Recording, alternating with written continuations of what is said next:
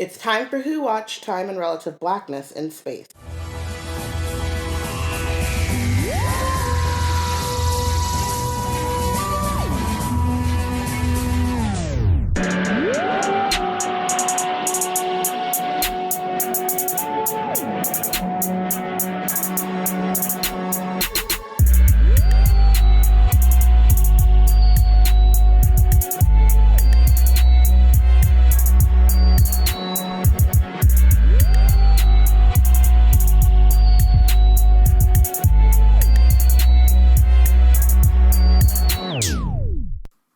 Black girls have the box. Hi everyone, it's Connie and Robin coming to you live from the Time Vortex. Today we're discussing episode 5 of Doctor Who season 12, The Fugitive of the Judoon. In this episode, the Doctor is a black woman and there's nothing else to talk about! Okay, there's a little else to talk about. But the black girls really do have the box. We have the box. We have the box. The box has been acquired. By black we have bagged ladies. The box.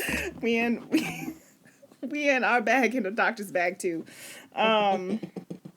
So that happened, and that happened. So I was kind of spoiled for the big reveal. Yeah. Were you also spoiled? No, my timeline was all Kobe, and I was crying in a corner. So it was wasn't even thinking about Doctor Who until you started yelling at us on like 5 different social channels, like in every different communication medium in which we communicate. I almost texted you. You like all caps stuff. You must watch Doctor Who live right now. I think so also while we were recording Wizard Team. Yeah, I didn't remember that part. I had no idea about that part. I was just like, they're being really quiet. They must be living their life, but they need to know. But yes, so the episode aired after the tragic helicopter crash, and I feel like I partially was like, okay, if people are going to be offline for, sanity's sake, and I had a feeling you would be, but I also wanted to make sure that if you were online, you knew to avoid that other part of the internet, because then I was glad that I watched it, because I was shocked into my feelings, and then I was just like, well, I'm gonna do this other thing to distract myself, and that was really helpful. So they just came out the gate, and especially at the hilariously, last 2 episodes. I don't know if we've talked about this, if I've talked about this like on a podcast or anything, but my Twitter timeline is so not curated, or like it's curated, but it's not. I never see what y'all see. That people who listen to these podcasts would think your timeline would look like. And like when I started Twitter, which has been like 10 years ago now, 10 plus years ago, I got on Twitter because I'm a politics junkie, and so a lot of it is politics. And then at the same time, I had lived with my brother, so it was politics and sports, which is like a big portion of who you are. Yeah, and I didn't have nerd friends. I wasn't a nerd, quote unquote, then. Like, I didn't even know that. I just like, I like did all my nerdy shit by myself alone. So I didn't even know that like nerddom existed online like that, which is so stupid and naive to think. But like, I did not know that people were just out here talking about Doctor Who and Harry Potter. Like, could have fooled me. I literally thought that like me and Bayana read Harry Potter, even though I knew it was like the biggest thing ever. But me and Bayana did that, and me and the dude from my job who introduced me to Doctor Who watched Doctor Who. And that was it. And so, and to this day, like, I've been trying and I've been, like, working on it, but I'm still not, like, I have Twitter lists, but I never remember to look at them. And, like, so I just, like, when big things like that happen, I miss a lot of it, which I think is also kind of a good thing. Sure, yeah. Because I didn't get spoiled. Yeah. Well, because also, and I'm really upset about this. The Mary Sue Yeah. was out here Yeah. literally. Listen. I know the Doctor Who airs in the UK, and websites have global audiences, but the Mary Sue. Ooh, do I get to do a geo-blocking rant after this? If it feels appropriate.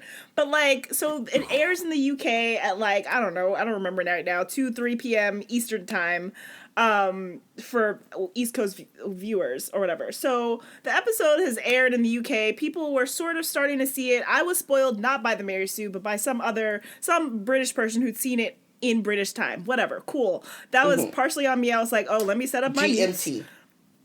Do the thing. Yeah. And then, you can, the geo-blocking thing, which shouldn't exist. There are ways to see Doctor Who before the 8 p.m. feed. Not that I partake in those things usually.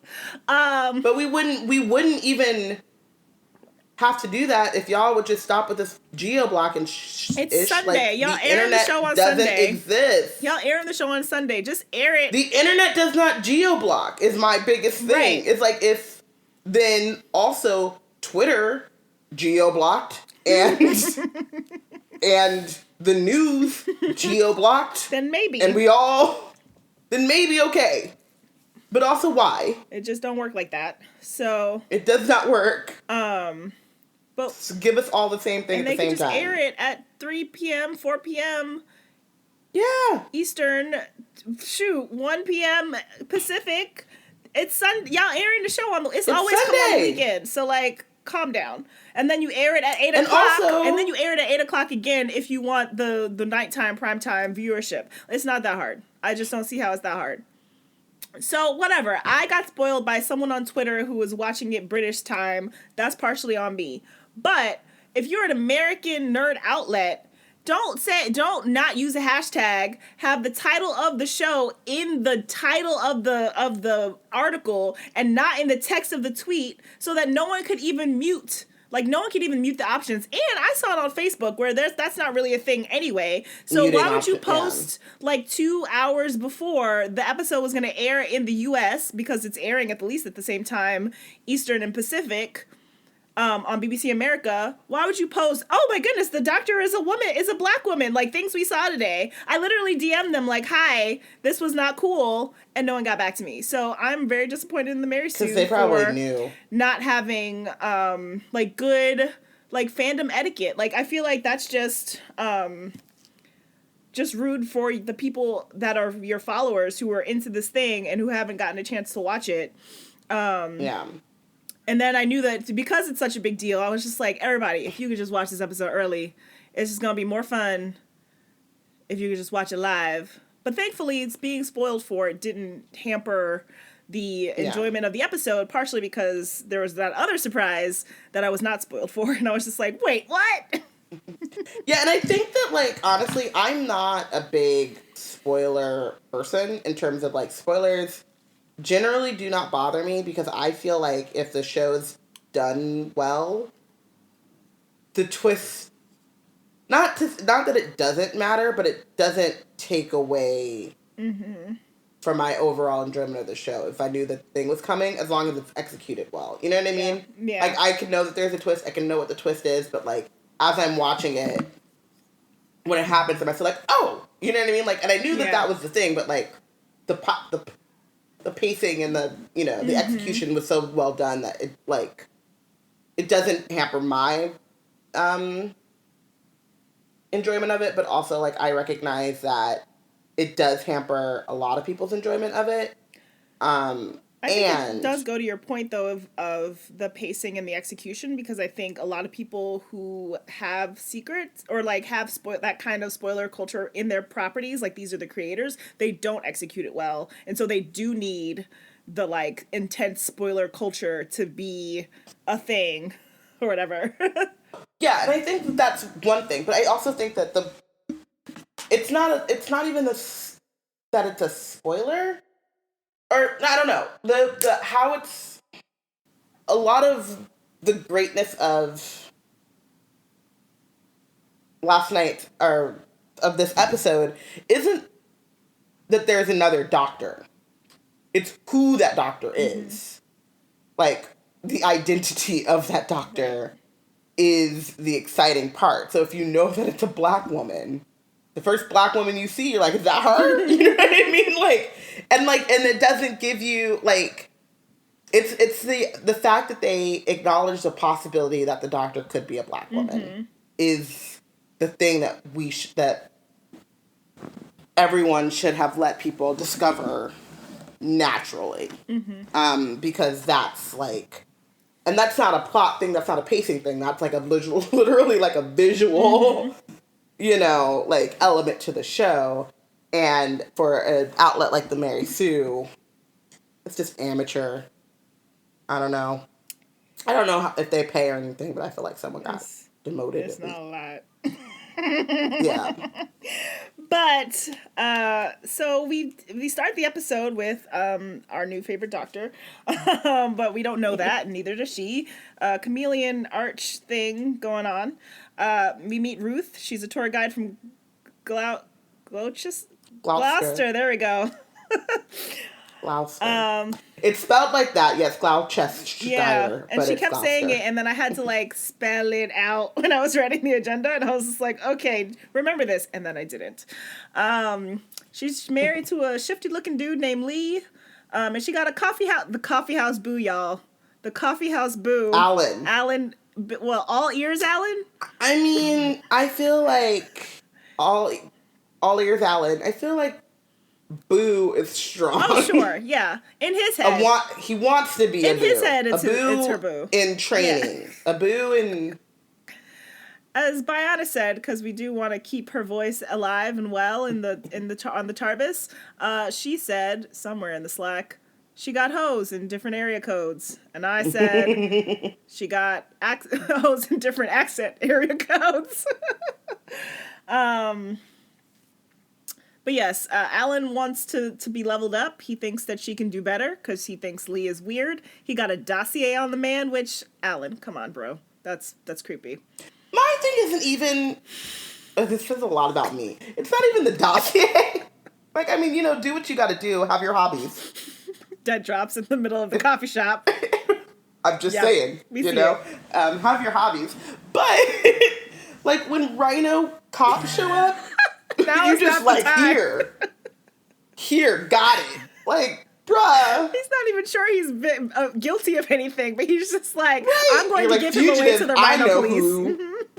Yeah, I'm like, bruh, like, they are dangerous. They walk around with guns.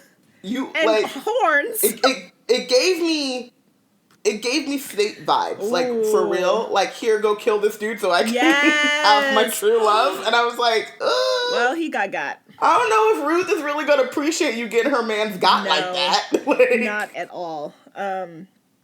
But then Alan had to, Alan had to go. Honestly, everybody got. Episode was bloody.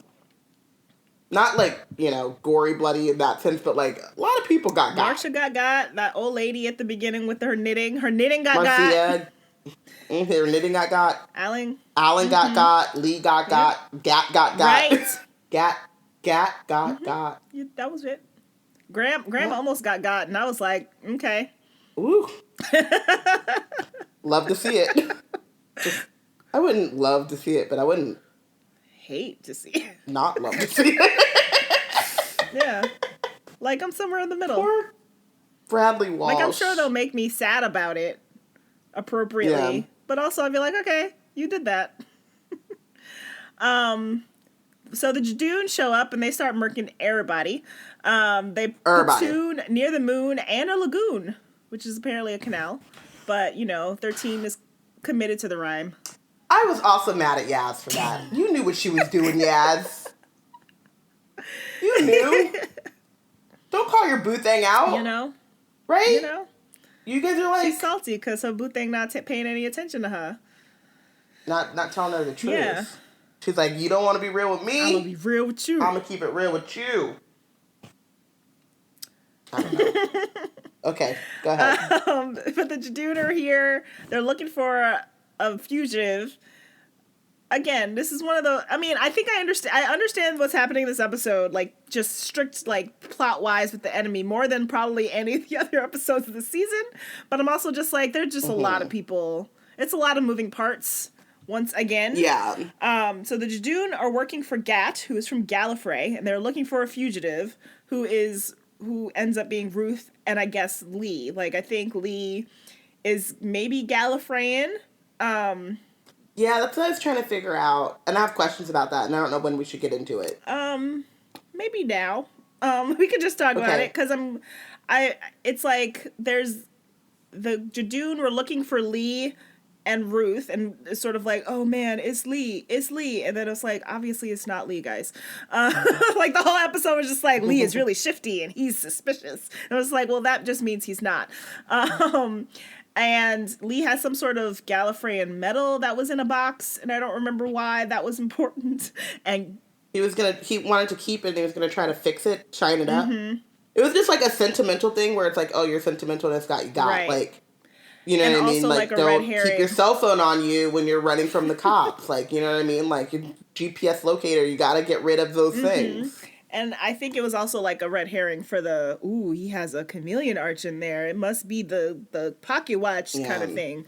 But Gat wants them murked, and so she does that to Lee.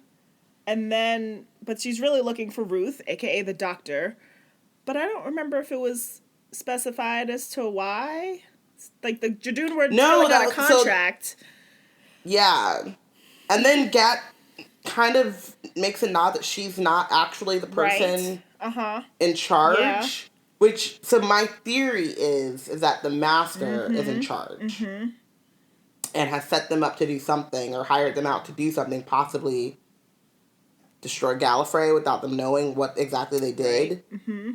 And now they're trying to, like, consolidate and get all the moving pieces together. What if the destruction of Gallifrey, as set forth by the Master, that the Doctor has already seen, happens in the show's future? Right. I'm not, I can feel my River Song headache coming on already, but I feel like it's in that vein. Yeah. So, Lee, you had a thought about Lee? It's not even about Lee as so much as it's about Gallifrey and their race and classic Whovians who might be able to answer this question. They might have explained this better in Classic Who, and they just haven't in New Who. Please, help us out. So is Lee not if you're from Gallifrey, that doesn't automatically make you a Time Lord? That's what I'm thinking. Or a Time Lady? Like, do you have to have a TARDIS or be able to, I don't think you need a TARDIS. Control or have some sort of... Is that, Is it a tier of Gallifreyan? Like a social class? I'm thinking... That's what I've been thinking. Like, different races live on the planet. Yeah, because I'm trying to figure out... Because they, So they both have... Oh, did you look it up? Is that right? Well, it's Gallifreyan on the TARDIS wiki. It says Gallifreyans were a humanoid species native to the planet Gallifrey. The majority of Time Lords were Gallifreyan. So that implies that Time Lords can be Gallifreyan, but they can also not be. Also something else. Since they arose from the species and they consider themselves to be the elite of Gallifreyan society. Okay. Because that was my thing. It's like, so... Ruth has a chameleon circuit, and she doesn't remember, and she scans as human because, however, magical science, the chameleon arc thing changes her DNA. Shield or something like that? It was like a little shield that protecting her secret. Yeah. So she scans as... What was I watching with it? Oh, that's Star Trek Picard. Oh, God. Another time. Very excited about what happened on Picard, but we'll get there. Well, we won't get there on this show, but I'll get there with someone at some other time. So she is able to shield herself, but also in doing so, she doesn't remember Gallifrey. She doesn't remember being a Time Lord. She thinks she's human. She has all of these embedded memories and whatever. Lee feels remembers that he's Gallifrey and remembers that he's from, knows what's going on. What's going on, yeah. But also scans as human. Well, I think they So both... he's not using a Oh. chameleon thing. So they both have biofilters? I think so. But the biofilter is not part of the chameleon arc I thing? think... Oh, great question. I'm thinking... Because I was thinking they both had the little shield thing going on. But now that you mentioned the circuit... Because I don't know... Oh, because in Family of Blood, Human Nature, when 10 is under the same situation, I believe he scans as human at some point. But I don't remember, like, how the circumstances right now. When the Family of Blood comes and they're like, oh, he's looking human. for And he's him like, and see, I'm really he's human. It's like, psych. But, so I don't know if it's like two separate things or if like he had a separate thing going on and then she had the chameleon circuit. But he couldn't have been human is the thing. But they never quite dealt with the idea. And she stopped scanning as human once she gets her memories and stuff back. So that's where I was confused. That's a good point. And it's not a Lee question, it's a how that work question. It's more of a writing question because I think they didn't deal with the fact that it's two different situations with them. But they gave them the same like out, I guess. Yeah. Something like that. So on another part of the other half of the episode, which is like doctor stuff versus companion stuff, Graham was missing for a cool 8 minutes and no one noticed, and it was great. It was amazing. Ryan, like, had a response. I was like, that ain't none of my business. That makes me think that he noticed but didn't care. And I'm not sure which one I like more. I appreciate both of those things, but I don't know which explanation makes me happier. Which is just no one noticed and Ryan didn't even notice until that moment in which it was pointed out, or that he noticed but didn't say nothing because that wasn't his problem. Not my business. But that was great. But Graham gets sucked up into a spaceship. And I did not, as people were watching it in the Slack, they were like, oh, I recognize that voice. And I was like, I didn't recognize it. But Jack is back. Jack is back, which is like hilariously, two things. I've been waiting for this moment since Jack left. Like 10 years ago. And we found out what Jack was. And legit 10 years ago. That's crazy. So 10 years ago. That's crazy. And then, second thing, John Barrowman's Botox person, or what? Looks great. Yeah. Looks like he had to dye his hair Jack or like have some sort of wig situation because he's like embracing the gray, I believe. Yeah. Like in his real life. But he looked good, especially considering it's been 10 years and it's been 10 years. He is supposed to be immortal. Oh, another Star Trek Picard thing. They have Data in like these like flashbacky things, and Data does not look like Data looks like he's aged, but Data is an android, so he shouldn't have like. I guess the idea is that he would like upgrade him or change his appearance a little bit to kind of mimic, because his whole thing is that he wanted to mimic humanity. He wanted to be as human as possible.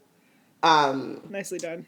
And I think that was, but they don't mention, it's weird how Data is in there anyway. Anyway, but the point is that this android, like, he's literally supposed to be made of metal, like, aged more than Jack Harkness did, who ends up the face of Bo at some point. He technically can age, and as he does he's aging. As he does age, they could just be like, it's been 5,000 years since we last saw him, and he's not the same as like the doctors. Like if the doctor had, whenever the doctor lives in each regeneration, like 100, 200, 500 years, they're very, I was going to say they don't age, but they're very inconsistent about they made Matt Smith look, and also Tennant.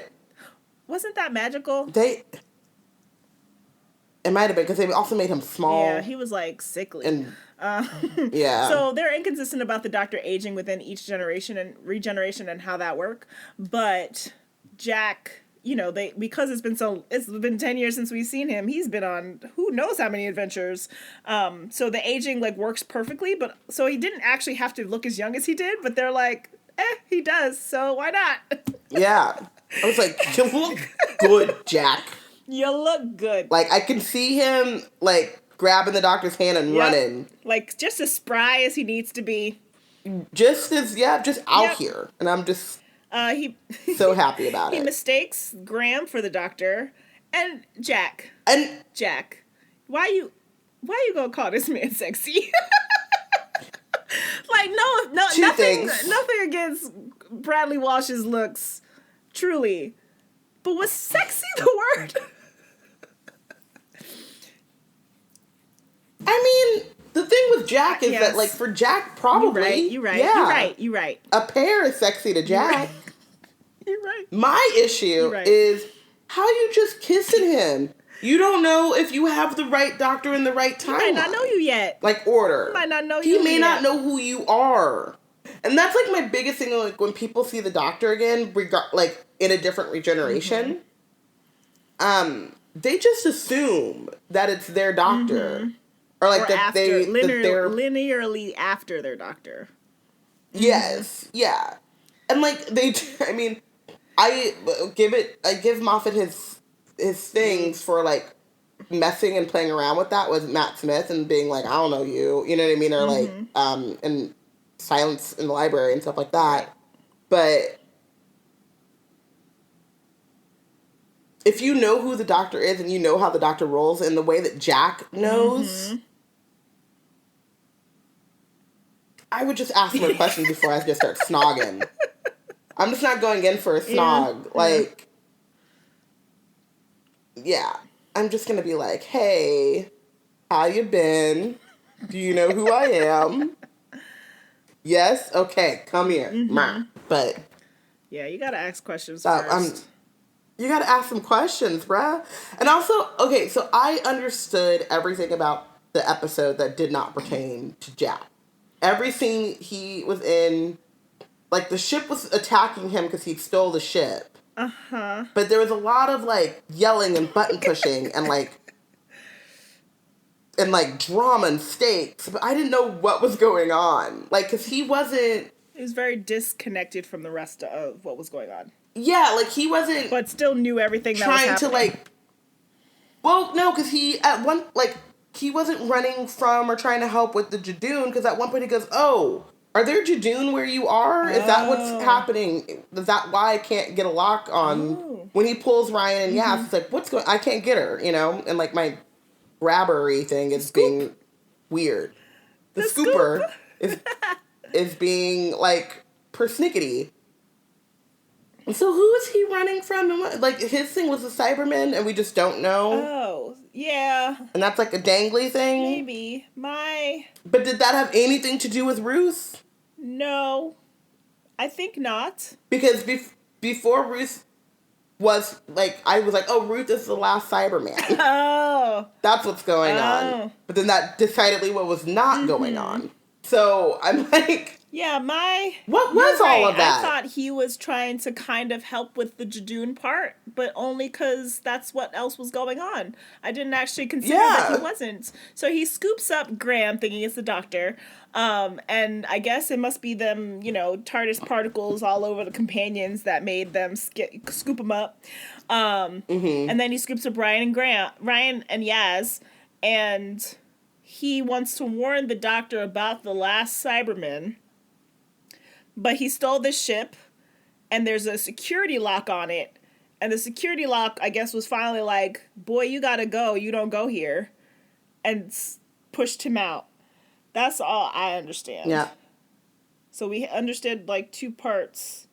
Because I really was like, he's trying to help with the Judoon. And then you're right. He wasn't.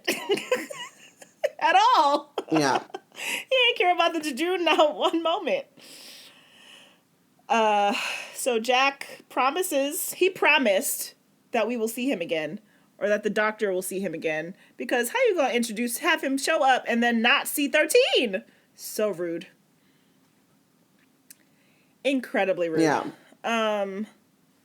So 13 and Ruth head to a lighthouse because Lee, before he got, was like, go follow the light, break the glass, and like love you and junk. Which is also, I'm curious. I felt like Lee did genuinely love her though. Like there was like something going on. Really like they were like married. Curious about that bond. Because I assume it was part of the cover, but Ruth believed it, and he knew what was going on and also believed it. So yeah, I wonder if they'll go into any of that backstory as we learn more about how Ruth, I mean, hopefully they even tell us how Ruth even got there, like with more specificity and detail. But on the way, Ruth is telling 13 about her life, which is, she's like, this is all really fuzzy. And 13's like, keep telling me more. Why am I trusting you? I just have one of those faces. No, it's because you're the same person. I need them to explain this, and I need them to do it in such a way that does not make my brain turn to mush. It's going to turn to mush. I just already know. I just feel like that there was a tear in the universe, and so they're like two different time or multiverse, two different verses, parallel universe situation doctors, so they are the same, but not the same. Dimension. That was what I was thinking. Dimensions, the word. Not doctors in the same from the same dimension as the Kasavians or whatever. I don't know how that works. I don't either. That's what it is, though, and that will not make my brain crumple into dust. And that's the thing, because. But another war doctor. What was the thing that you said earlier that I meant to look up, but then I didn't? There was another war doctor S type of thing. I'm like you. So how many doctors literally have there been? Because if I just say, if I'm on my like 10th regeneration and I'm like, you only get 12 of these, I'm gonna just regenerate, but I'm not gonna be the third. I'm not gonna be 11. I'm gonna be the Kavusabas. That don't count. I'm not the 11th Robin. I'm the Kavusabas. How'd that work? Y'all just can't just be making up. Oh, it doesn't. It's the war doctor. It's still a regeneration, though. You liars. You liars. It can't. If Ruth is another non-numbered doctor, my brain is going to melt. The Valeyard was, according to the Master, an amalgamation of the darker sides of the Doctor's nature taken somewhere between his 12th and final incarnation, which this is from Classic Who, and therefore that doesn't seem... Oh, but that's why I probably even know what it is, because around the time of 12, people were, like, talking about it, like, oh, maybe they're gonna do that story, or, like, introduce that idea.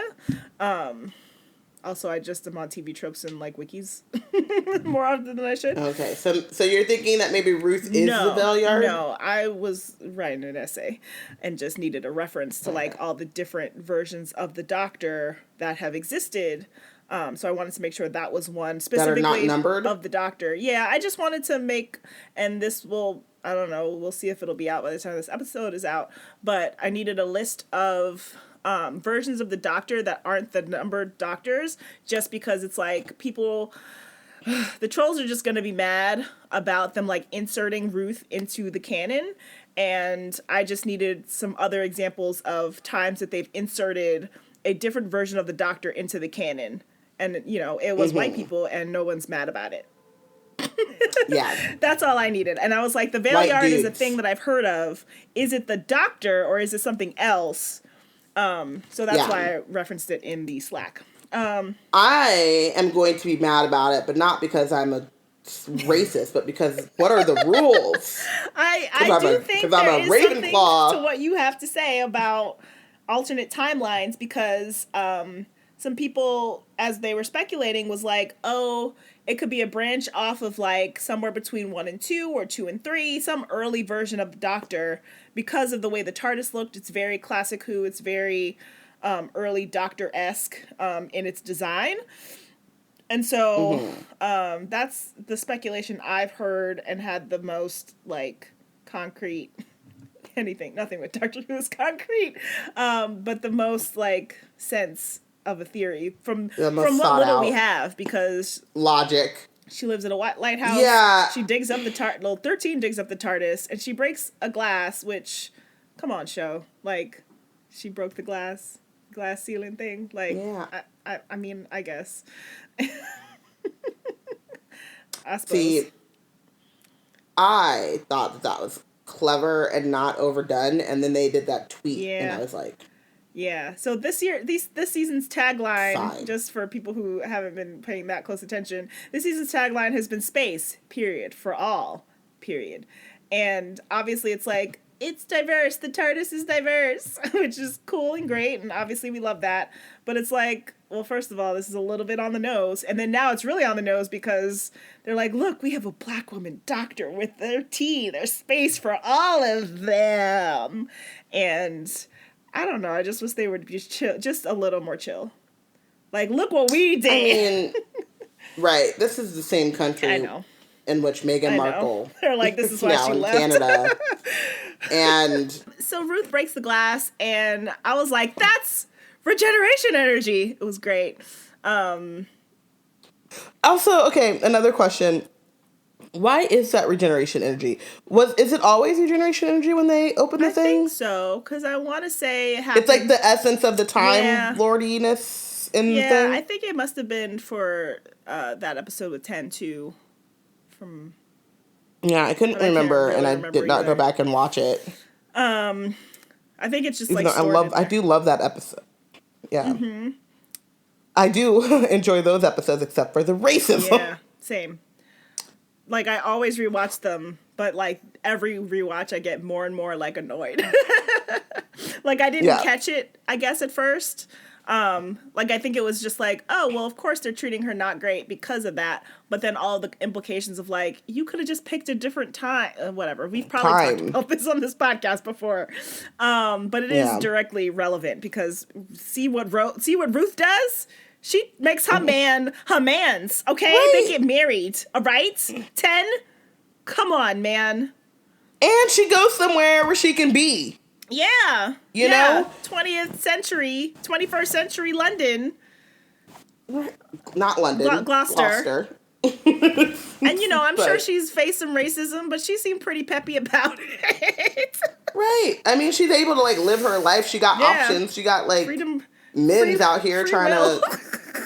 Right? The right to vote. Right. She could be a damn doctor if she wanted to. She didn't have to prove that she knew the fingers. She ain't got to prove that she knew all the bones in the finger. Okay. So Ruth, guys, this is now the time where we talk about the fit. So I knew going in that Ruth was going to be some version of the Doctor. So I was prepared for that. So I was just like, oh snap, that's regeneration energy. It's happening.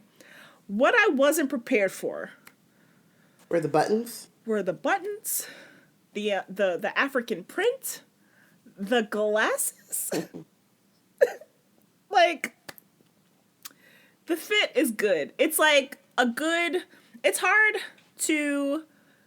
Like, every doctor that I've encountered has had such a specific look, and I get used to it pretty fast. But then when I'm thinking about, like, oh, there's a new doctor, it's hard to, speculate what their look could be, because there's so many options in the world. And I love 13's outfit, and think it works for her, but I remember really enjoying it when they debuted it, but that maybe there was something about, like, seeing it, like, happen in person and not, like, a production still or, like, a promo still. And then it's just, like, really nicely... That's African print. Like, that's cultural, which feels really nice. but also like the double-breasted buttons. The double-breasted buttons in the long coat. Man, people have been posting the vest. I've always loved a three-piece suit, and Ruth rocks it as well. People have been posting fan art that they've made really fast. Like, artists, how do they do that? How do y'all do that? I don't know. They own it.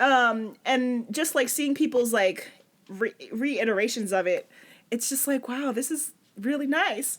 But I like that it's sort of like this.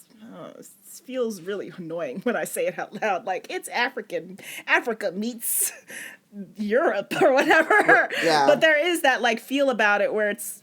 I was about to say East meets West, but it's not East. But I was thinking that, and I was North. Like, that's wrong. That's not right. But there is like a direct connection to who she presents as currently, but also where she clearly comes from. Like, that's a fit that they would have or could have put on a classic Who doctor. Like, probably not a current doctor. For sure. Like, I could see them having made that idea, like, having seen some of the outfits that the classic Whovians have worn, the classic Who doctors have worn, I could see, like, a double-breasted suit, but, like, with, like, a white shirt with, like, ruffles or something. Yeah. You know? So I like that it's modern enough, but also kind of ties to classic Who in that way. And I'm curious as to who designed the fit and when they gonna put it in stores. Ruth Carter.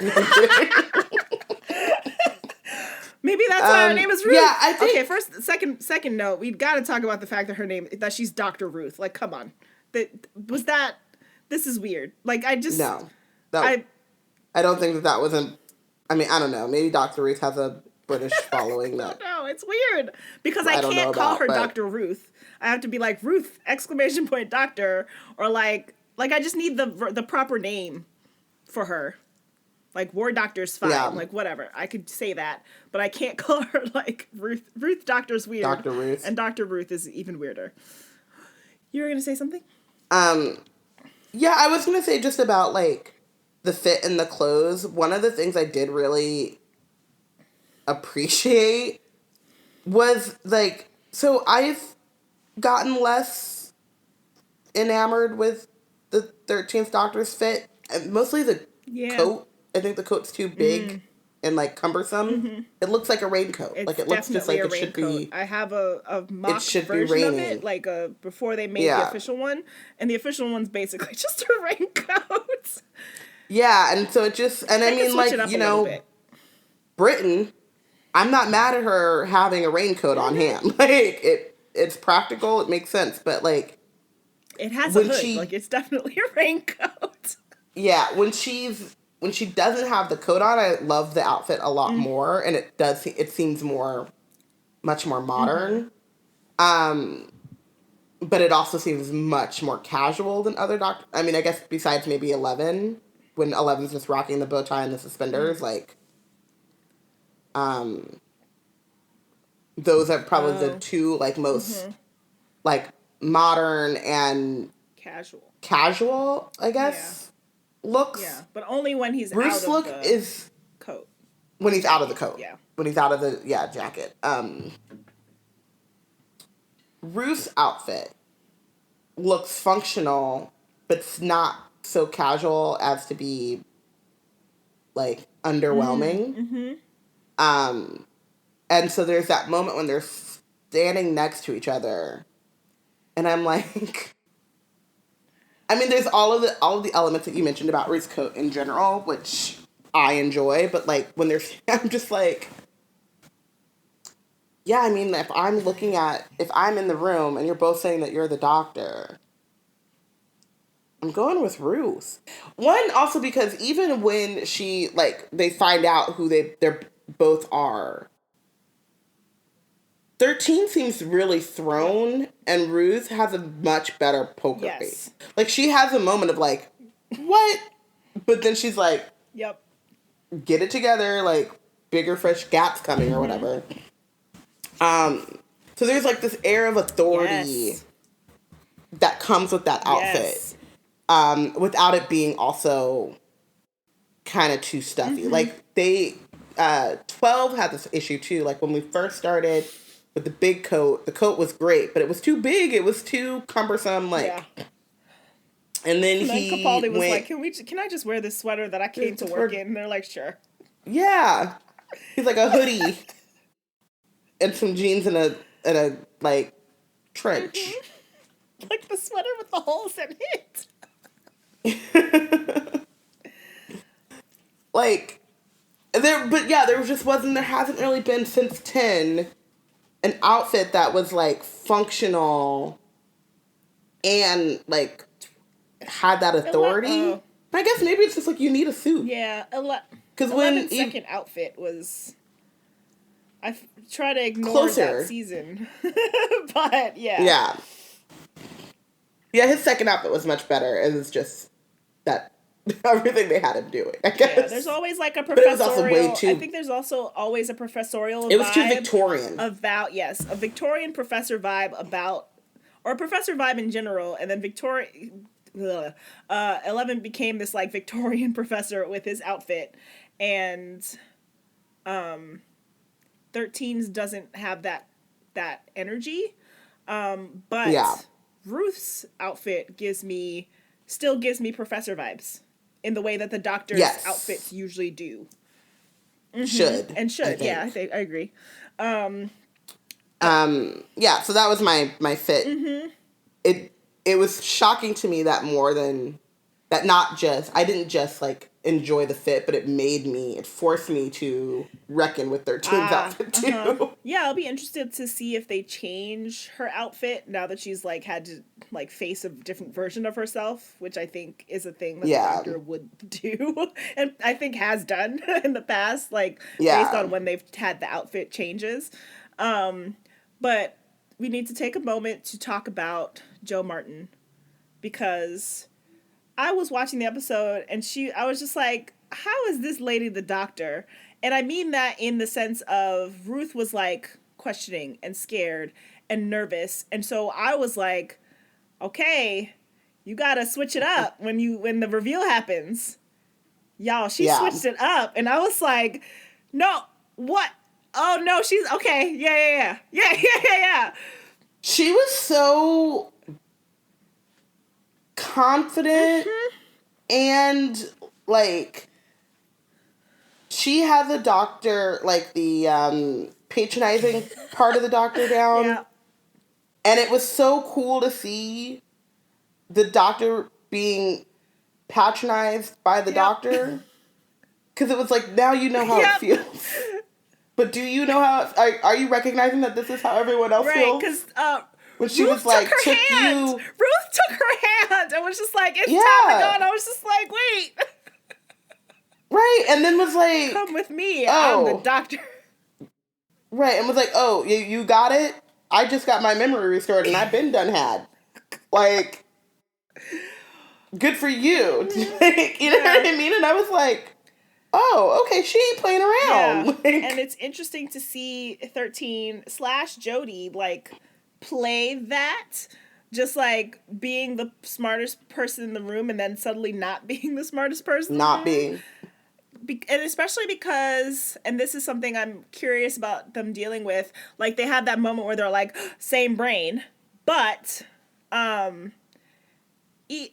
depending on where the split happens and like what the other circumstances of this crazy shenanigans is, they don't have the same brain. Like their memories are different. They've had different experiences.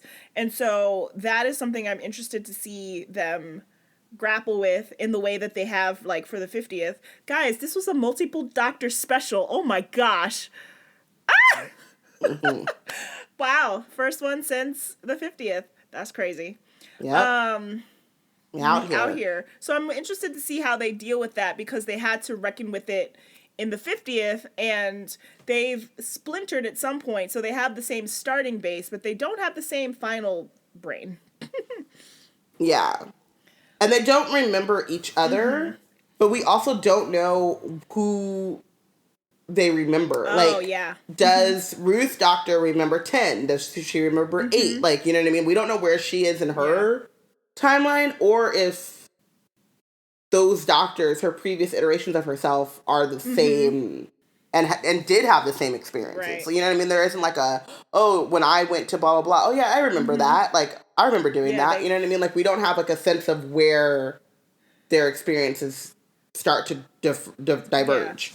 Yeah. You talk about Joe's acting. I do want to also give Jodie cookies. Because Joe, like, hits that, like, going from, like, I'm scared. And it was a very science fiction thing that I love. And I love when people do very well. When they have, like, a hidden, buried memory or talent or whatever. And then they get activated. And then they do something that they shouldn't know how to do. And then they have that look of, like, what the fudge?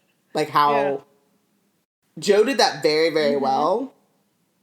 Like, when she was dealing with, like, after she wrecked in Judoon, and then was like, and then, like, came out of it and was like, what did I just do? How did I do that? You know?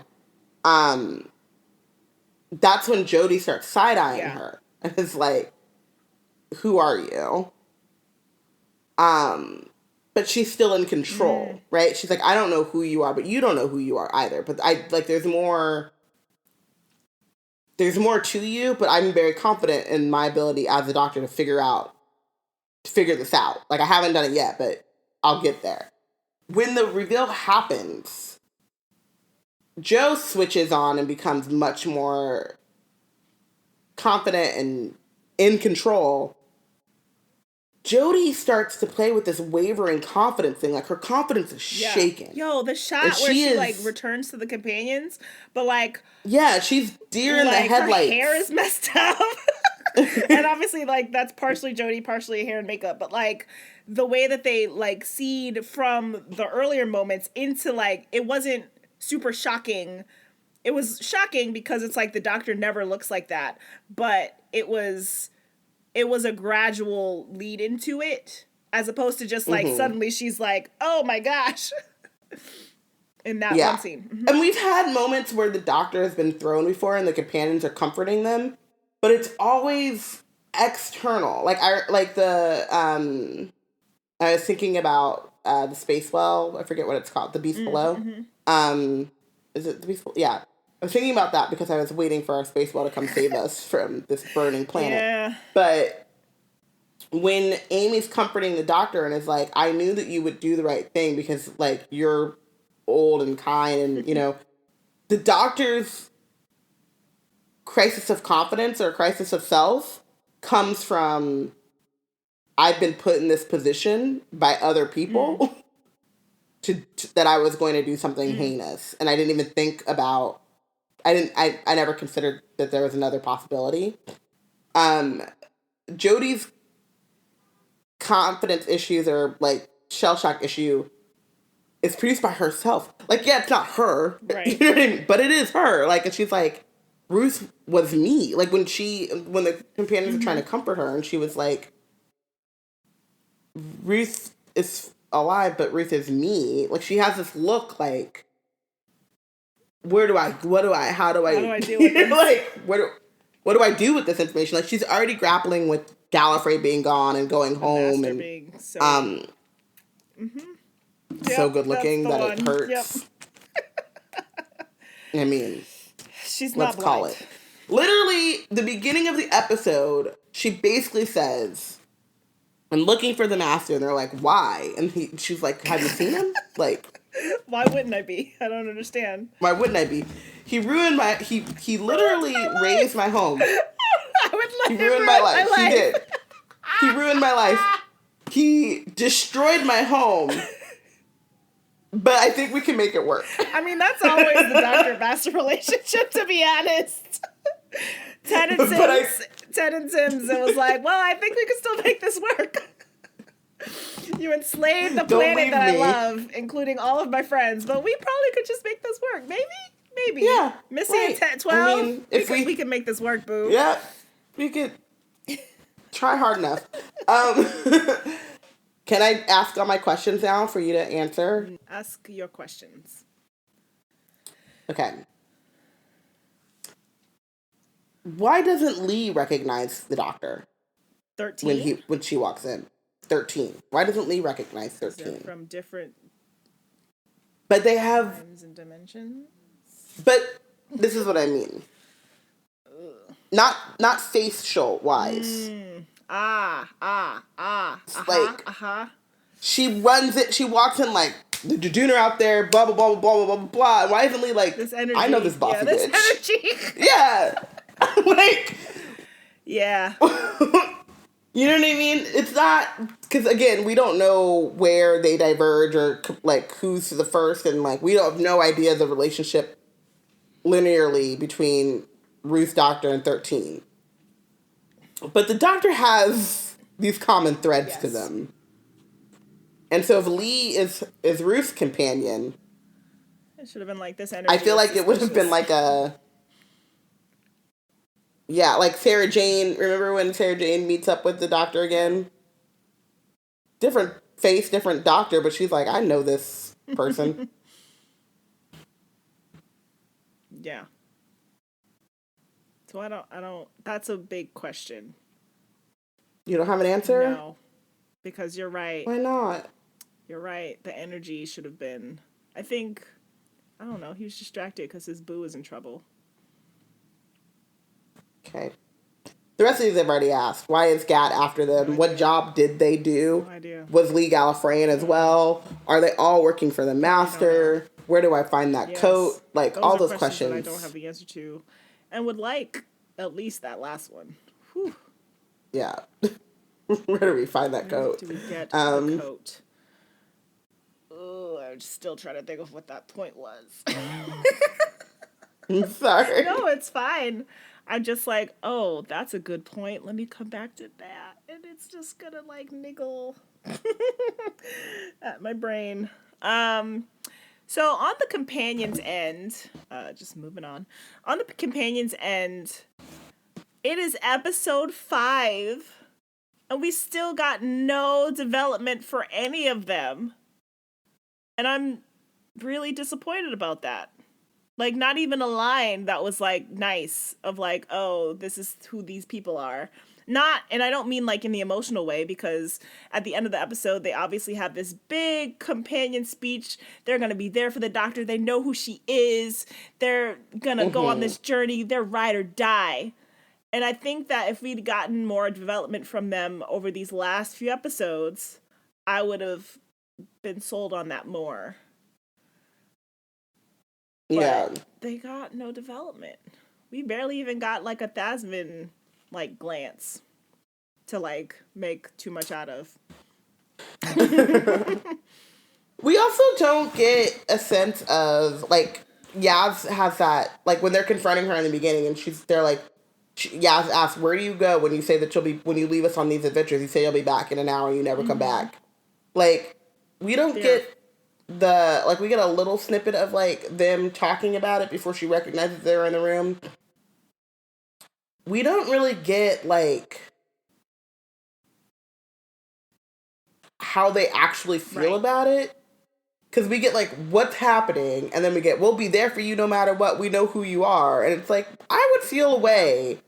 Especially if you leaving me, I don't know how to fly the TARDIS. You can't just drop. It reminds me of when my dad dropped me off at preschool and just dipped. Like he stayed for a little bit, but then he was gone. Yeah. And then came to pick you up late that one time.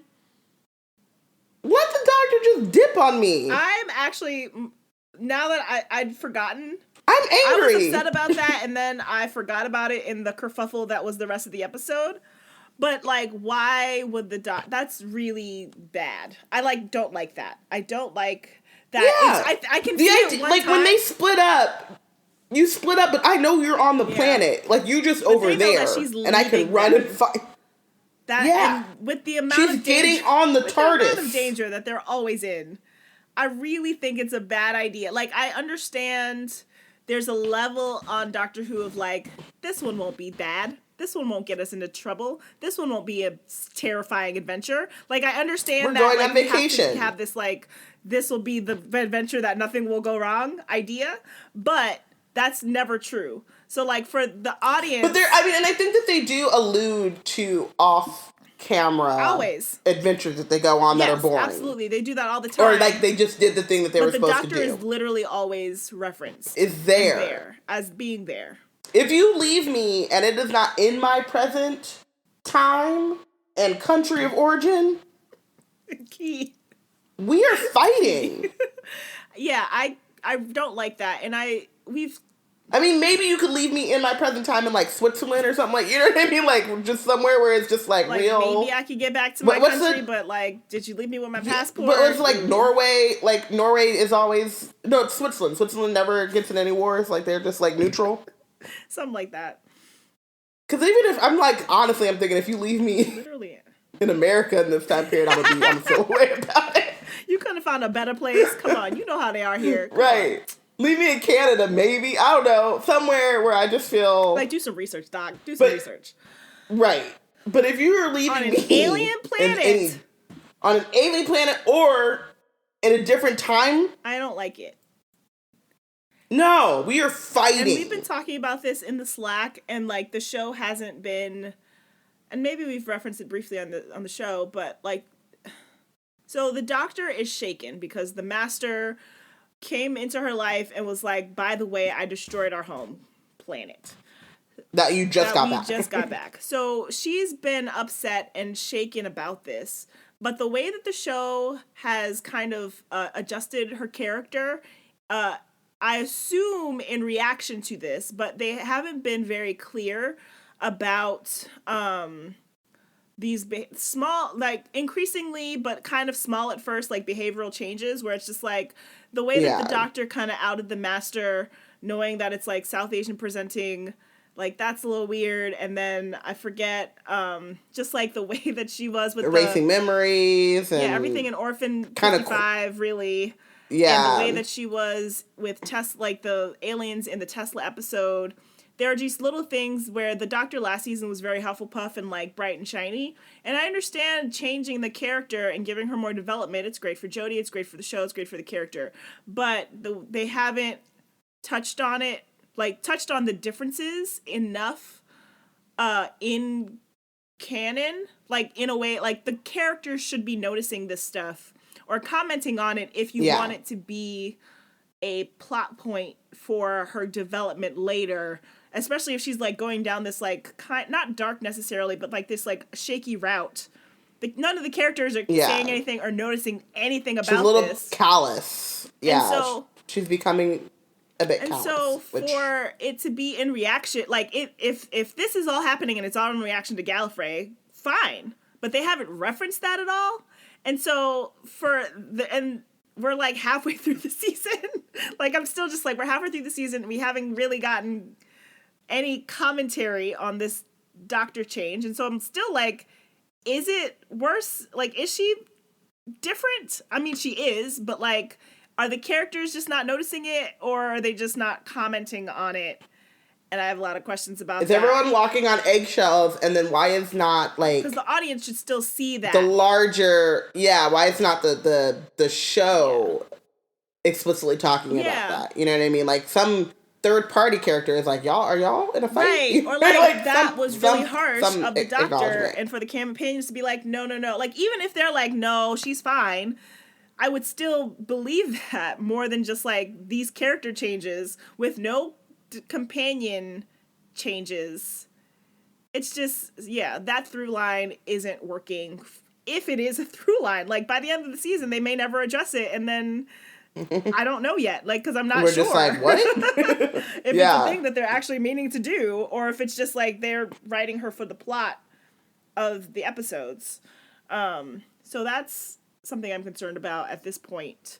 And I know, like, Nicole, aka Black TARDIS, has, like, been, like, increasingly like, am I tripping? She's always, every week, she's just like, wait, hold up. Is it me, or... Is the doctor hella rude? Hella rude. And also this week... No, go ahead. No, I was just saying, and the rudest thing in the world is to leave me to take the TARDIS and leave me. I'm just really dislike it. I really dislike it the more that I think about it. Because I'd forgotten that line happened because the Doctor was black. And I don't think that, I mean, I could buy it if the Doctor is like, what's the problem? You know what I mean? Just being, like, completely oblivious to that. But I don't buy that, like, Ryan or Yaz is not like, that shit ain't cool. Don't ever do that again. Especially because at least, like, it wasn't one time. You say you're gonna pick me up at 5, you better pick me up at 5. And it clearly wasn't one time. And it clearly... Yes. They're saying it like it's a pattern. There's a pattern. And also, like, like, for all the boring ones, at least one of them popped off badly. At least one of them. And we ain't even see it. Because, honestly, they're always being split up in these episodes. Which is another whole thing where I'm just like, can we just have them all together and learn something about each other for once? I was like, maybe this is the week. No. We'll see if next week Connie's report on whether character development has happened. But I'm really annoyed about that part. And also, there are too many people in every episode. In every episode. Jack. It's gotten to the part, it's comical at this point. It's just like, okay, there are already 3 companions, 3 of them. There used to be just one at a time. And there's 3. The Doctor, and then this week it's Jack and Ruth and Lee and Gat and the Judoon and Alan. We did not need Alan in this episode. Like, he was amazing. I will say, it was rough for me because we had Marcia go really quickly, really early. Marcia. And she was like, that was fine. Like, that was what it was. You know what I mean? Like, she was there to die, unfortunately. But with Alan, I was like, oh no, another one. And then he got and I was like, well, cool. Like, not, and I felt bad about it, but I was like, whew, I don't have to keep up. I know where he went, right? You know, like... And then Lee got and it was just like, okay, fine. And then Gat got... All right, we knocked him off, but like they're... But we still had to learn about all these characters. Learn about them. And we learned more about Alan. Freaking all ears Alan than we've learned about Yaz or Ryan. I've learned no new information about them, but I know that this man used to be a bartender and is now a baristo. A failed barista. Yeah. He was like, I'm not good at this. It's supposed to be a heart. He's bad at making designs in the coffee. He dislikes Lee. He's in love with Ruth. He makes dossiers in his free time. Like, that's 5 things. That's way more than I've learned about Yaz or Ryan all season. Ryan wants Yaz's sister's number and Yaz won't give it to him. And we learned that in the first 5 minutes of the first episode. Wow, that might be the last, like, actual new thing. Because anything else was, like, old stuff that they're just reminding us. Like, Yaz is a police officer. They remember that this week. And at some point, they'll remember that Ryan has dyspraxia. Dyspraxia, will they, though? I mean, they've barely mentioned that Ryan and Graham are whatever they are. They've literally barely mentioned that. And I'm like, you're not even mentioning the stuff that we already know. Much less new information about these characters. But Alan makes dossiers in his free time when he should be practicing his foam art. So, 5 episodes in a row now. That has been a lot of characters. And I need Chibs to chill. Yeah. So, Ruth, as the Doctor, has lost her companion, which I feel like got some, like, emotional play, but not while she was the Doctor. Did it? Oh, I guess, did she find out? Did she even know before she became the Doctor? I think it was before. I think they were in the church when the Judoon showed them killing Lee. Oh, which was so rude. Like, ow. Like, dude. Way harsh, Ty. Run that back. Way harsh, Ty. But we didn't really get to a sense of... I mean, obviously, there's only so much time, and we'll meet her later. But she's alone. Like, she lost her whatever companion. However, the Doctor version of Ruth feels about Lee, which must have been something in order for it to be this, like, subconscious they're married while she's human. Clearly that's a level of trust and companionship. But now she's alone, and the doctor has never been good alone. So Never. I'm curious where she's going. Like, is she gonna get a new companion? Has she dealt with racism? It's really my main question. I don't know. I'm just, excited to learn more about her. Hopefully both on the show and like in all the other formats. Just give us all the Ruth Doctor. Yeah, for sure. I do hope that we get, I mean, it did move really fast once she realized that she was the doctor, but I do hope we get like we see her again and then we get a quiet moment of like grief for Lee, because I think it is very important to always show that the doctor does care about humans. Yep, especially their companions. On a personal level and not just, I've adopted this place as my new home. Yeah, for sure. I think it's really important because it was one of our top complaints kind of like the Moffat era, in that like the companions were disposable. And kind of like so much the doctor, like they were so capable that like, I don't know. It's really, the companion aspect of it is really important. I think even if they introduce a new companion and kind of don't go back to Lee, I still think that seeing her with one will be really important to solidifying her. So this section used to be called Ryan Rants, and it still is. You're rude for this. But move over, Ryan. The doctor is black. Ruth Rants. You rude for this. I mean, we've already talked about Ruth, so I just did it for the agenda mess. And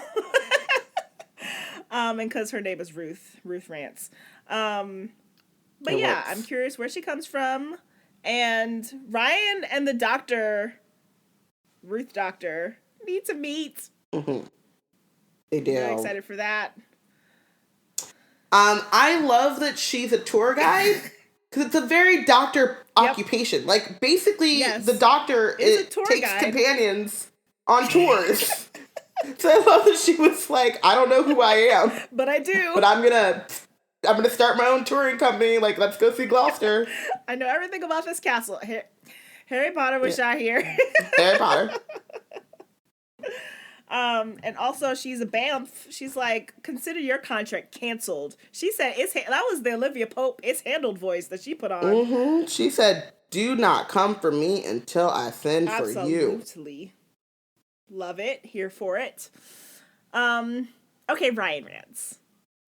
He got like 4 lines. Okay. But they were great. And they were all lovely.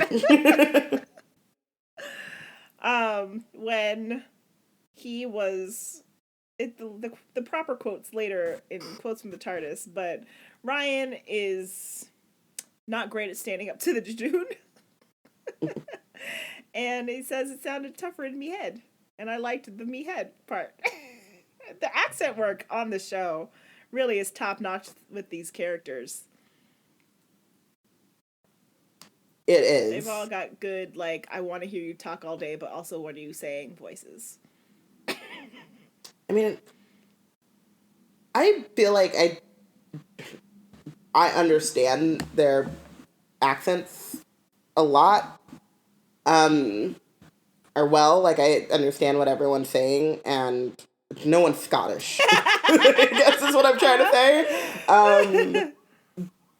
There's something about a Scottish accent. I love you, Capaldi, but like a thick Scottish brogue that I'm just like, don't know. Closed caption. I caught 3 out of 10 of those words. But I do also just love, we were talking about this in the Slack about something else. Just like the plethora of accents this small space of real estate has given the world. And I I do enjoy that they are all basically from the same spot, but they all have different accents. all three of them. Like, and they're all from the same like spot. Like, Jody's they're all from the area, like near the area where Ryan and Yaz are also from. Mm-hmm. Love it. Ryan and Jack was also a pairing I didn't know that would delight me. I don't know why, but Jack delights me with anyone. Fair. Like, I think that, like, Ryan and Jack really did delight me in a way that I was like, oh man, I want to see more of this. But I think that if you give Jack enough room, oh yeah, like whether he's flirting with you and the person's into it, or the person's made uncomfortable by it, or the person's disgusted by it, or if he's not flirting with you but he's insulting you, like if you were interacting with Jack, it's gonna be pretty golden. I'm into it's it. Pretty gold. Yeah. Oh, she likes some mouthy, does she? Yeah, one up from Cheesy. Cheesy. And then they're like, I liked him. Kind of cheesy, but good cheesy. Yeah. Oh, see, give us more of that. I don't need Alan. Also, that made me think that I don't know what they're doing about Yas. This is the other thing about why we need more space as a companion. Because every time, like, she says something, we just need to know more about her. Because every time she says something, like, last week, you guys were just all in on Basman. I mean, and I was like, we're doing too much. And there were looks and lingers and all that. Like, it was plenty there to farm from. But then this time, like, because of who Jack is, when she said, but we liked him, but good cheesy, I was like, well, what do you mean you liked him? You know, because I just don't know. I mean, tell anything. Sasha's looking at her and she couldn't care less if he wasn't live. So I was like, okay, well, yeah, that definitely is a statement. But then Jack, she likes Jack? I don't think she likes Jack like that. Right, I don't know. It seemed pretty clear to me that she ain't like him like that. But also, we don't know. We don't know what she likes, honestly. We don't know what she likes. Even relationship-wise, I just mean, what does she like? We don't know. What is she like? I don't know. Because they have not... This was supposed to be the season of Yaz, and we've gotten nothing. It really was. Like, if they were giving us Yaz and literally the same amount that we've gotten all season of Ryan and Graham, I'd be like, cool. Because last season, we also got no Yaz and Ryan and Graham. So this was supposed to be balancing that out. So at the very least, Yaz needed stuff this season. And it's been 5 episodes. And she has ignored the master. That's all I know about her, is that she's not into Sasha Jawan. Which, like, girl, what's wrong with you? And Sasha Master is into her. Yikes. I mean, even if they played that up, that would be something. I honestly do think, that would be amazing, and I really want to see. Because honestly, he could be into her, and she's like, obviously no, and then we like learn so much about her, and she would be like turning him down and like fighting him, like emotional. Ooh.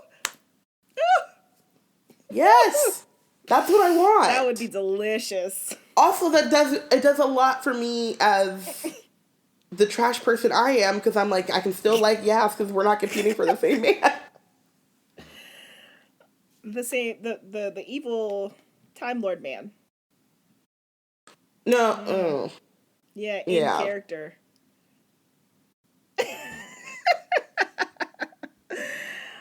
Quotes from the TARDIS. I had a few, and then I was like, let me stop. Yeah, we have to. Because I felt like I was going.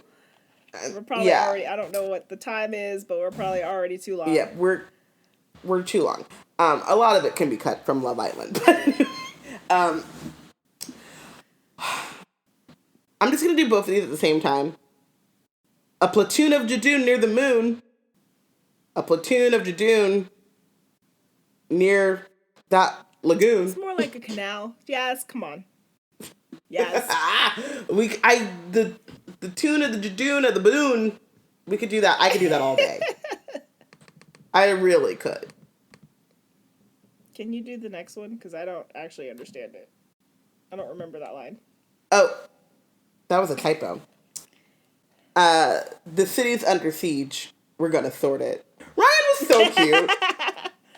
The way he said it, it was like this quiet, like this confidence, but also like, are you? You don't know what y'all doing. You're a child. Police officer, you are not. No. He said, we're gonna sort it. He was so confident that yes, they were. Do you trust me, Ruth? Sometimes. The emotion there, but also like, girl, you married. See, you married him. This is all right. I just gotta say it. This is one of those colorblind casting moments where it's like, okay, but if the black woman don't trust her white husband, I have a big problem with that. Right. Like, if you only trust your white husband, sometimes I have questions. I have a lot of questions. I have a plethora. A football field. Plethora of questions.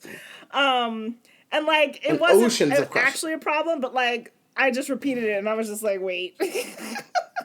Yeah, when it's acted out, it works kinda. It worked kinda, and also because it comes right after the Alan thing, where like bruh has shown her the dossier and everything like that. So it's like, well, maybe you shouldn't trust him. Yeah. I mean, I would trust you more if someone wasn't able to build an entire dossier around your surroundings, but it was thick with 2 C's, and like accounting for his like, you know, like, I'm pretty sure he didn't get the actual Gallifreyan stuff on him. So no, it's like, you're still missing stuff, bro. And I'm sure a lot of stuff in there is like he eats, you know, he takes his tea without sugar. That's weird. He's untrustworthy. You know what I mean? Like whatever weird stuff Alan comes up with.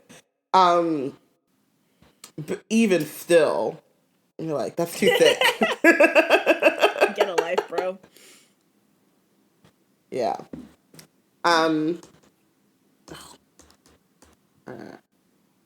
Consider your rhino backside imperially regulated. It sounded tougher in your head. Give him more lines. I have the urge to put all of Ryan's lines in quotes from the TARDIS. And like, I literally have to stop myself every week. Just like everything he says is adorable and hilarious and cute. Speaking of, where's Graham? Have you lost him? He's not my. I always want to do it in his accent, and I can't do it because like my mouth literally doesn't move that way. Like I can see, like there was a gif of Jodie that like the Doctor Who account had posted, and I was like, I can see the accent. Like I can see the way your mouth has to move in order to form that specific accent, and I can't do it. But he's not my responsibility. He's always a few steps behind. I've stopped checking. That's your step-grandfather. You adopted him. The way he delivers that line, though. The way he delivers that line is why like... I can't do it, though. No, Chibnall is listening to Tarbis, though. This whole episode... Like, they hear honestly, us. This whole episode, and someone mentioned it in the Slack, too. They're like, oh, I know how TV works. Like, they shot this months ago. But were y'all listening from the future? Like, from the past to the future? Because y'all are kind of addressing very specific points that we've made, but, like, only halfway. So, like, maybe next week they'll really commit and, like, Graham will just, like, really disappear. The more we say it, the more we speak it into existence without them knowing. Right, because, I mean, there's a way for Tosin to deliver that line in that, like... annoyed younger sibling type of, you know, or older, you know, like if my mom asked my brother 5-10 times, like, did Robin do this? Right? Like, I don't know, man, you the mama, like, that's right? Your responsibility. That's your responsibility. But Tosin delivers that line like, you brought him here. Ain't nobody want him here. I don't even know, dude. We ain't even really family. Why you keep asking me about this white man? Like, that's the vibe I got. Energy. In the body language and how he delivered it. The energy. He's like, I've stopped checking. He always behind me. That's why I said, I don't remember who said if it was the show or not, but he always eating a snack somewhere. Like, come on. Getting some cakes. Like, we was in a coffee shop. He was probably still eating, okay? There were literally Judoon outside. She came in with a vengeance and said, stay here, lock the doors. And Graham was like, ooh, cake. Squirrel. Whew, that was a night. Well, that was a month. I don't Jack. want to know what you got up. I don't. Mm-mm. But I kind of do. You really don't. But like, I don't want to know. Don't. But I know. I want a vague idea. I sent this tweet out before where I was like, I think of myself as very like sex positive, but like I just don't really want to. I want to cheer you on without knowing any details. Right. And I want the PG-13 version of Jack's adventures. Like I want to know. I want to follow him along until the door closes, and then I want it to be like fade in, fade out, new morning. I want to see the flirting until he says, "Let's go back to my place," and then fade in, fade out, new day. Right, like that fun. Mm-hmm. Yeah. This is also what I kind of wanted Torchwood to be, that it decidedly really wasn't. Like, aggressively wasn't. And I mean, again, I don't know how many times I can say this. Why it is all sci-fi, have to be dark, and like, you know, I just wanted to see Jack romp around, dancing with folk, but not see it. Allude to it. The doctor dances. Speaking of Jack, 3 of you, I had a dream about this once. Jack, we all know, because it did happen, and I'm sure there's fanfic about it, with you involved from the end of season 4. Like, there were a lot of companions, and I'm sure Jack was living. Wow. But again, the PG-13... There's fanfic? I don't want to know. Of course don't want to know. But of course, there's fanfic, there's rule number or something. But there's fanfic about it, really? What? Jeez. But I didn't check. But like... Okay. But there's fanfic of everything. Rule, like internet rules, there's fanfic of everything. So I'm pretty sure someone wrote it. Yeah. But I did not actually check. I forgot to.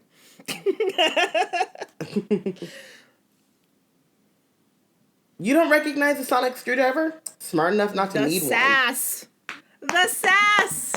Ruth was out here like, you sweet summer child.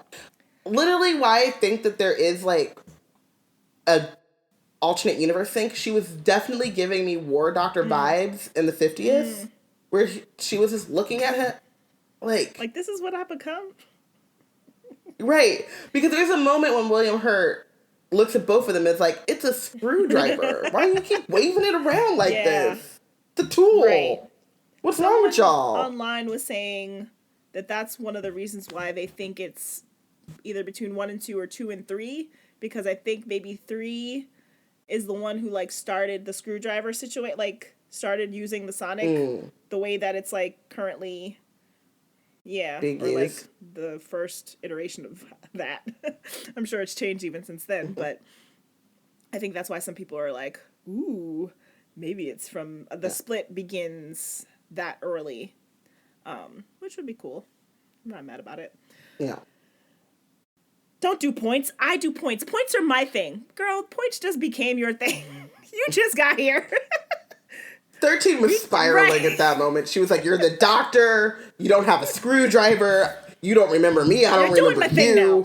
You're doing enough of my thing. And I need you to stop. We have the same brain. I don't appreciate any of this. Poor girl. Like, and honestly, we don't know how long... I mean, we never really know how long the doctor's always the doc. Like, we don't know how long 13's been 13. But Ruth could be Ruth Doctor longer than 13 has been 13. Yeah. We don't know. Dopolo show. I love the Judoon. I didn't remember how much I love them until that opening scene. Dopolo show faux show. Faux show dope. Yeah, that's what they're faux show. I love these goddamn rhinos. Space rhinos. The way they kept calling them space rhinos, I was like, don't call that to their face, guys. Chill. Also, they probably have no idea what a rhino is. It's literally like lots of countries have a north. Like, they look like us. We was here first. I can't. What is a rhino? I don't know what you're calling me. But I can tell it's an insult. Yeah. I just really like the line, all rainbows and trousers that don't reach. I do like that they're both wearing pants, and that Ruth's pants, if they could just be any pants. Like, I don't need to go buy special pants. Like, I need to buy a special jacket and vest and shirt. But the pants could kind of just be any pants that I own. Unlike literally every other doctor where it's like, well, I need special pants now. Well, I mean, 11. You just need black pants. Oh, yeah, you're right. I thought they were first 11. Also. I was imagining this being the also first tweed. 11's cosplay is my fave because it's my aesthetic anyway. Like, I love a blazer with elbow patches. I have 2 blazers and neither of them have elbow patches, and I'm still so sad about it. I just haven't been able to find one. I want it so bad. I had a blazer with elbow patches. I actually had this like sweater, this like professorial sweater with elbow patches that I'm 98.9% sure my mom stole and threw away. Because she used to do that when I would overwear my clothes, what she used to say. But I, have a look. When he showed up with those elbow patches, I was like doctor. At Goodwill. I was at Goodwill like the neck. I was doing this. I've never had the urge to cosplay until he showed up, and I was yes. I got a TARDIS bomber sweater jacket thing at San Diego Comic-Con, and I immediately I found patches with Gallifreyan, and I put one on the elbow because I was like, I need an elbow patch somewhere.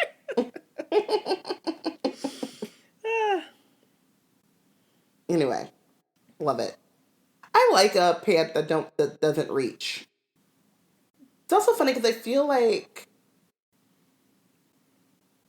you were saying, her 13's pants you'd have to source. You know what I mean? You'd have to find the right ones. With Ruth's, you don't really have to do that. But 13's top, I feel like you could just get. It's literally in style. I've seen a shirt that looks like 13's shirt at Target, and I'm several times, different shirts, and I'm like, or maybe, and I'm like, is that 13 or is that just people like rainbows? I think it's just people like rainbows. It's just rainbows. Yeah. And then Ruth's top is the one that you have to source. I love the flip. Okay.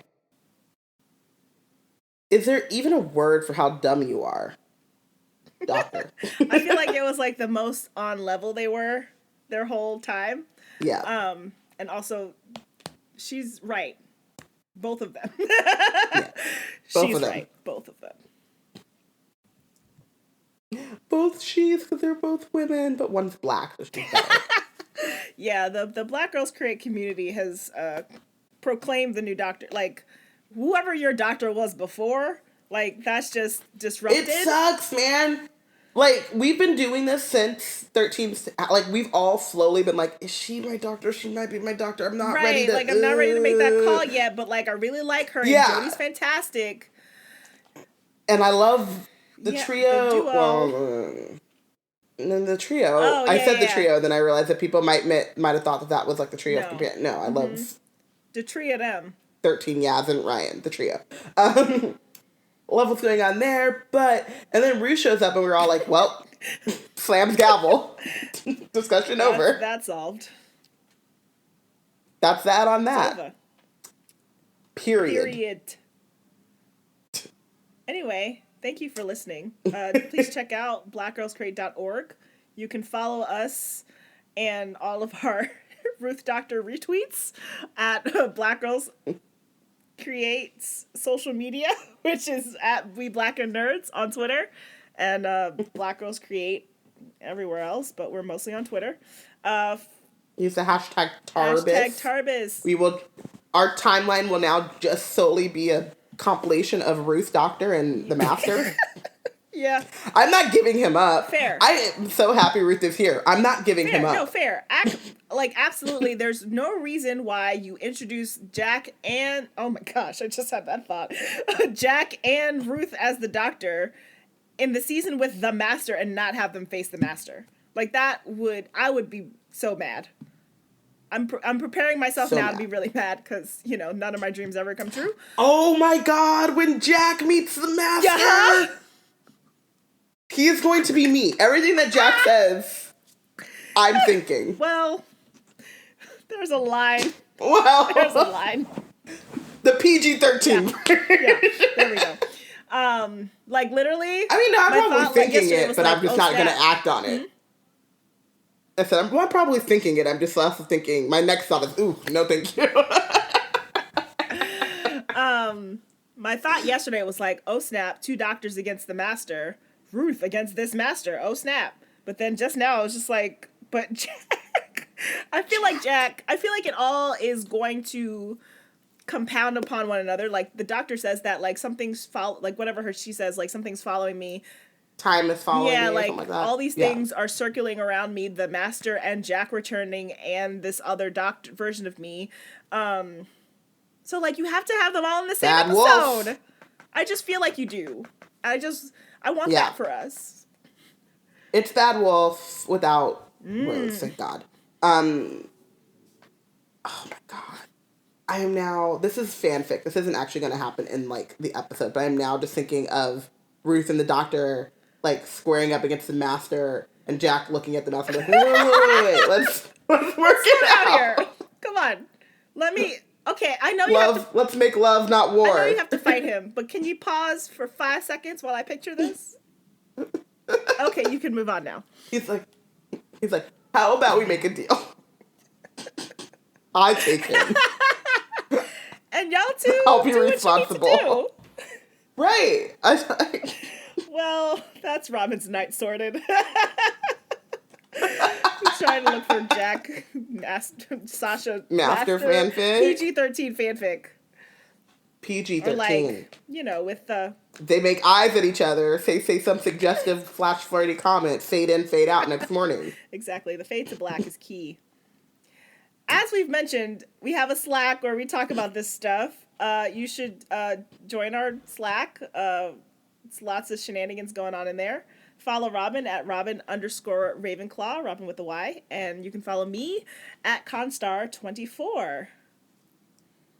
Rate and review us on iTunes where podcasts are found. Also, you can become a Patronus, so head over to patreon.com/blackgirlscreate to support what we do. Patronuses who donate at $25 a month can get Tarbis bonus episodes recapping episodes of Classic Who.